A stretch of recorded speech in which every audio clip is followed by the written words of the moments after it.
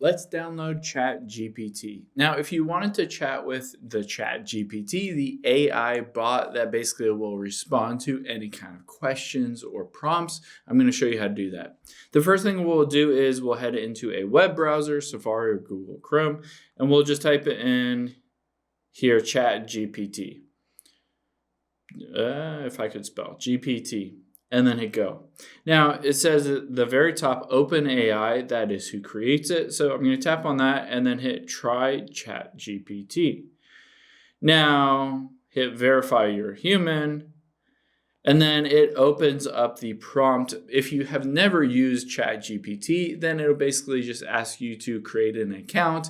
By doing so, you'll enter in your email address, your phone number, and stuff like that. But so now I have it open on here. The thing with ChatGPT is there's no specific app or way to download it on an iPhone, Android, Mac, PC, any of those. It's all web-based, but there is a way to add it to your home screen as if it were an app. So now that I'm in this specific chat, I can tap that little share icon at the bottom center. And then if I scroll down, I can hit add to home screen. And then I'm just going to say this is chat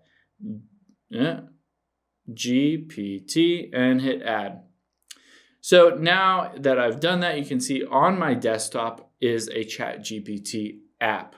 So I can just tap on it and it will immediately open up the web browser to that specific page and I can start chatting right away. Hope this helps. If you have any questions on that, leave them in the comments down below, and I'll catch you on the next one.